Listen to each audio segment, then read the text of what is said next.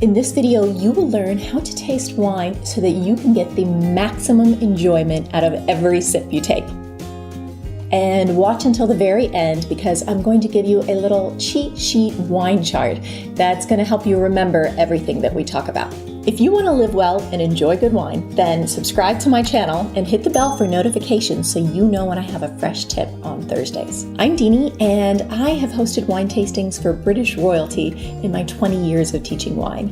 I'm sought out because of my fun way of doing wine that I'm going to share with you today so that you can take your enjoyment of wine to the next level. Your first step is to raise your glass.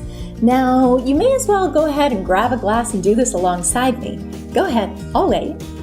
Now that you're holding your glass, make sure that you hold it by the stem, which is this long part here, or the base of your glass. Got it? This isn't just to look like you're drinking wine the proper way, but there's a real reason behind it.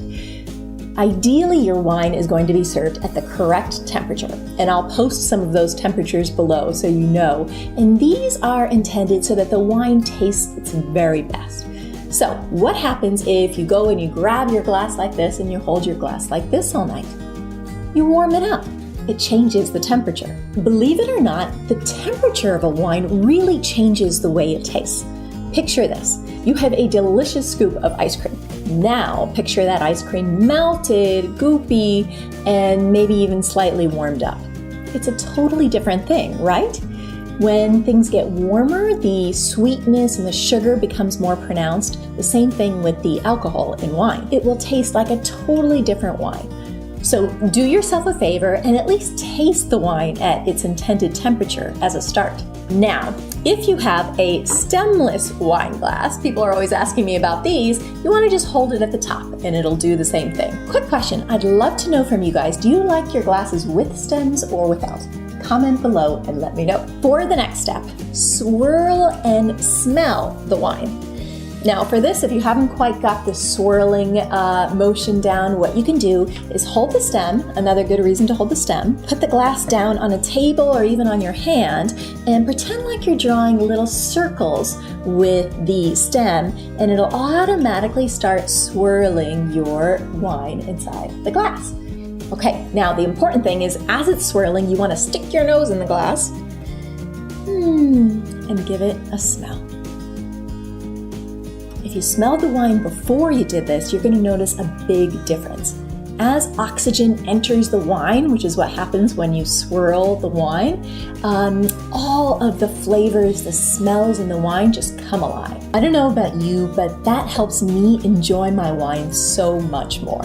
Smelling is a big part of what we call taste, and it evokes memories. So when you close your eyes and take a deep inhale, you can really be transported. Smell is very closely linked to our memories, and so sometimes when I smell a wine, I can be transported back to my grandmother's kitchen and the spices in her kitchen, or eating berries on the grass on a summer day. I think this is one of the most incredible parts of experiencing a glass of wine, is that it can really transport you. So finally, we're ready for the third step, which is to taste or slurp the wine. Yeah, that's right. I said slurp it. Even the royals do it.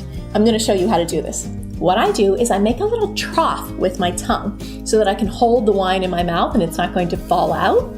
And then I suck in some air. This allows me to send all of the aromas that we talked about up into your nasal passages as you're tasting the wine so that you're able to smell it and taste it even more. This isn't something you have to do on every taste of the wine, but it is something that I find myself doing, especially when I find a particularly delicious wine and I just want to suck out all the goodness of it. It goes like this.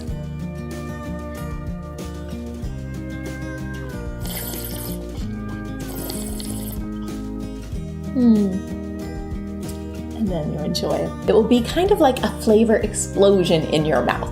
Go ahead, try it. If you want to know more about what you're tasting, then you can get the link up here to my video about body, and my next video is going to be a whole video about how to describe wine. Finally, swallow your wine and follow that flavor to the very last moment. and take a second to relish that experience of the wine. Yes, you can pay attention to what's called the length of the wine, which is how long those flavors last in your mouth, which is an indication of quality. The longer lasting and persistent and complex they are, the more complex the wine is. But also don't forget to take a moment to pause and to appreciate and enjoy. Now, if you want to practice these wine tasting steps, go ahead and get the link below to that cheat sheet that I was telling you guys about, the wine chart that I made with all of these steps and also the reasons why we do them, so you can remember how to really appreciate and enjoy your wine. If you enjoyed this video, then give it a like, share it with all of your friends who love wine, and remember to subscribe and let me know, how do you love to enjoy a glass of wine? Cheers!